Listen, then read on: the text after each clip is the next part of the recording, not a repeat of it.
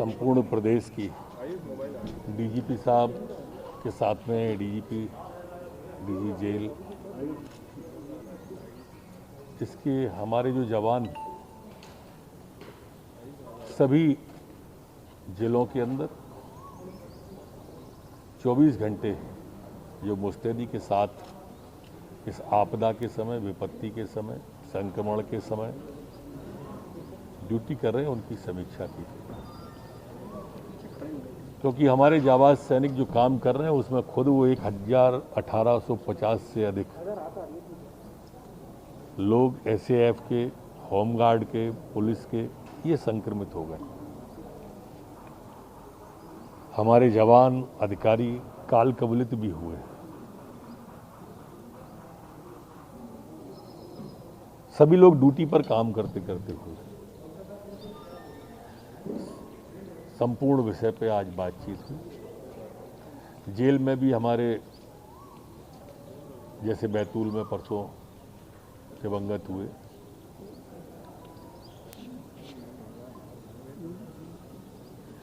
जो remdesivir injection की blackmail करते थे या करने की कोशिश कर रहे थे, इस तरह के अभी तक 11 प्रकरण पंजीबद्ध हुए। इंदौर और भोपाल में तो रासुका की कार्रवाई को प्रचलन में ले आए हैं, उसे आगे बढ़ा रहे हैं और बाकी के केसों पर भी जो जबलपुर, रतलाम, इंदौर में दर्ज हुए हैं उन पर भी आगे कार्रवाई कर रहे हैं। ऑक्सीजन सिलेंडर की कालाबाजारी नहीं हो, कालाबाजारी ना हो, रेमडेसिविर इंजेक्शन की कालाबाजारी ना हो, इसके लिए अलग से एक टास्क फोर्स भी बनाया है। सबको अलग से निर्देश भी दिए कि बारीक नज़र इस तरह के अपराधियों पर रखी जाए। जो लोगों की जान के साथ में खिलवाड़ करने की कोशिश कर रहा है उस पर कोई रू रियायत नहीं बरती जाएगी। इसलिए सावधान और चैतन्य हो जाएं वो सारे के सारे अपराधी जो इस तरह के अपराध की दिशा में बढ़ रहे हैं। किसी को भी नहीं बख्शा जाएगा। इस प्रदेश के अंदर हमने अपने जो हॉस्पिटल हैं वहाँ डॉक्टरों के साथ में अभद्रता के कुछ प्रकरण आए थे, तो जो चिन्हित हॉस्पिटल और शिकायत जहाँ जहाँ आई है वहाँ पर फोर्स को लगा दिया है। लेकिन मेरा प्रार्थना सभी उन परिवारजनों से है कि डॉक्टर के मन में कभी इस तरह की बात नहीं रहती है कि उसके पास पेशेंट आए वो मरे। आज भयावह स्थिति है। मौत कोई भी हो दुखद होती है, पीड़ादायी होती है। उस दुख की घड़ी में हम सब साथ हैं, लेकिन डॉक्टर भी, पैरामेडिकल स्टाफ भी, नर्सिंग भी अपनी जान को जोखिम में डालकर हमारी सेवा कर रहे हैं। उनका भी परिवार है। तो इस तरह की कोई अभद्रता या ऐसी बात ना करे जिससे बाकी के लोगों को पीड़ा हो। हमने जवानों को कहा भी है कि डर और संशय के माहौल से निकालने का भी काम करें। ड्यूटी के साथ साथ कोरोना कर्फ्यू के पालन के साथ साथ और शालीन व्यवहार के साथ में हमें अन्य मार्ग भी अपनाने चाहिए। और कुछ पूछना चाहेंगे या मैं डिटेल बताऊं? ऑक्सीजन दवाओं का इंतजाम तो नहीं कर रही है और सिर्फ अच्छा, फिर कौन कर रहा है? कमलनाथ जी कर रहे हैं। प्रदेश सरकार नहीं कर रहा तो कौन कर रहा है?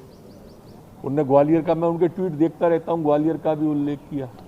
अभी परसों के ट्वीट में कह रहे थे हमने गैस का इंतजाम कर दिया है। अरे भैया, 15 महीने तक इस सरकार का सुख भोगा। 35 साल 25 साल से सांसद हो, बेटे सांसद हैं। 5 टैंकर नहीं ला पाए थे किराए के, भिजवा देते, हम धन्यवाद देते। ट्वीट के अलावा गांधी परिवार का, कमलनाथ जी का, दिग्विजय सिंह का कोई योगदान है क्या इस महामारी में? सुबह शाम ट्वीट कर देना, ये योगदान है इनका घर के अंदर।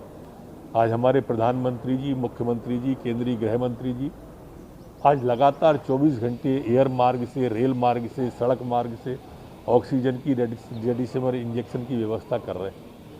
और मैं समझता हूं कि धीरे धीरे स्थिति नियंत्रण में आती जा रही है। इस कोरोना काल में कोरोना ने दस्तक दे दी। काल में भाजपा तो सक्रिय नजर आई, लेकिन कांग्रेस के कार्यकर्ता सक्रिय नजर नहीं आ रहे हैं। ट्विटर पे और फेसबुक पे सक्रिय है, वो आलोचना करने में सक्रिय है, क्योंकि आलोचना करने के लिए ज़्यादा मेहनत नहीं करनी पड़ती, बाकी के लिए फील्ड में आना पड़ता है।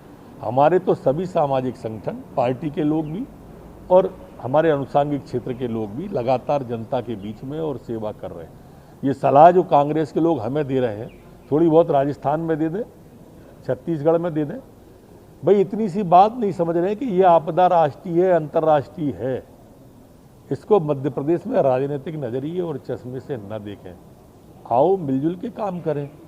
काम करना नहीं है, सिर्फ आलोचना करना है, पीड़ादायी है। सर, मध्य प्रदेश में अब ग्रामीण चुका है, सरकार कितनी तैयार है सर? ये उम्मीद सरकार ने पूरी तरह से मुस्तैदी कर ली है। बाहर से आने वाले प्रवासी मजदूरों के लिए गांव के बाहर क्वारंटाइन सेंटर वहां बनाए हैं। 5 लोगों की समिति गठित की है, इसमें पटवारी है, पंचायत के सेक्रेटरी हैं, ऊषा आशा कार्यकर्ता जो गांव में रहती है, आंगनवाड़ी कार्यकर्ता जो गांव में रहती है, ये लोग हैं, ये उनको देखेंगे, चिंता करेंगे। गांव के लोगों में भी जन जागरण अभियान इसका चलाया जा रहा है। सर, जो कुंभ से लोग लौटे हैं उनका रिकॉर्ड नहीं है, लगभग अभी मतलब 1800 के आसपास चिन्हित किए गए हैं, क्योंकि ये बाहर से आए हैं, मध्य प्रदेश के अलग अलग गाँवों में गए हैं, इनके लिए कुछ खास व्यवस्था है? नहीं, जो कुंभ के लोग आए थे अब वो नहीं आ रहे हैं, जो जितना आना थे वो आ चुके हैं और उन सबकी बातचीत होकर चिंता हो गई। सर, बंगाल में एक तीसरा वेरिएंट मिला है कोरोना का, बड़ा खतरनाक। मध्य प्रदेश सरकार कितनी तैयार है सर, अगर मध्य प्रदेश में इस तरीके के केस आते हैं तो? नहीं, हम दूसरा है या तीसरा है, सरकार कोई कसर नहीं रखेगी। ये तो चूंकि एकदम इतना तीव्र आया था, इसलिए थोड़ी व्यवस्थाओं में समय लगा। क्योंकि पहला जो आया था उससे इतनी तीव्रता का अनुमान नहीं था, अनुमान तो था पर इतनी तीव्रता का नहीं था, इसलिए थोड़ी सी देर लगी, पर संभालने में कोई कसर नहीं रखेंगे। मुख्यमंत्री जी रात दिन लगे हुए, 24 घंटे में से 18 घंटे काम कर रहे हैं। सर, आप लोगों की कोशिशें दिख भी रही हैं, लेकिन मध्य प्रदेश में ऑक्सीजन की बड़ी किल्लत हो रही है, जगह जगह से खबरें आ रही हैं सर। प्राइवेट मैं समझता हूं कि 2-3 दिन में ये पूरी तरह से नियंत्रण में आ जाएगी। प्रधानमंत्री जी ने पूरा प्लान बना दिया है कि एयर मार्ग से भोपाल में कब कब आएगी, वो प्लान आ गया है। सड़क मार्ग से कौन सी आएगी, कहाँ आएगी, ये प्लान आ गया है, और रेल मार्ग से कौन सी आएगी, कहाँ आएगी, ये प्लान आ गया। ये पश्चिम बंगाल की अगर हम बात, क्योंकि आपकी जो ड्यूटी लगाई गई थी जिन 57 विधानसभा क्षेत्रों में, अंत में आपने क्या देखा, जनता का मूड क्या है? 57 में से 52 या 50 हम सीटें जीतेंगे। एक तरफा वेव है वहाँ मोदी जी की, भारतीय जनता पार्टी की, और मुझे नहीं लगता कि अब कोई ताकत तृणमूल की सरकार को बचा पाएगी। जनता ने मन बना लिया है, और जनता जब मन बना लेती है तो बड़े बड़े दरख्त उखड़ जाते हैं। सर, लगता नहीं कि कोविड से निपट ऑल पार्टीज की एक कमेटी भी बना दी जाए, या ऑल पार्टीज कमेटी बना के उससे भी भाई अब वो उन लोगों की क्या कमेटी बनाने की बात कर रहे हो, हम तो सब पे तैयार हैं।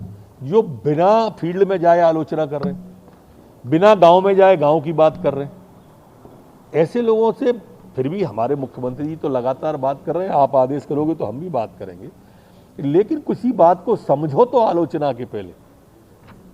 बिना समझे आलोचना, सिर्फ कमरों के अंदर बैठ के कोई एक भी व्यक्ति आपको बताइए इन कांग्रेस के नेताओं का जो फील्ड में आपको दिखाओ, सिंगल मैन किसी अस्पताल में दिखा, आईसीयू में दिखा, कोविड सेंटर में दिखा, आइसोलेशन में, कहीं भी कोई दवा बांटता एक जना नहीं है, लेकिन उसके बाद भी आलोचना। अरे भाई, सब मिलके आओ ना। ये आपदा किसी व्यक्ति की या किसी पार्टी की नहीं है, ये वैश्विक आपदा है। जहां भाजपा नहीं है वहां भी है ये आपदा, जहां भारतीय नहीं है वहां भी ये आपदा है। तो आपदा है तो इसको मिलजुल के अगर फेस करें तो शायद उनके नाम पर भी अच्छी राय बनेगी। आलोचना करना बहुत आसान होता है, काम करना कठिन होता है। आओ मेरे विपक्षी साथियों, मिलकर काम करें।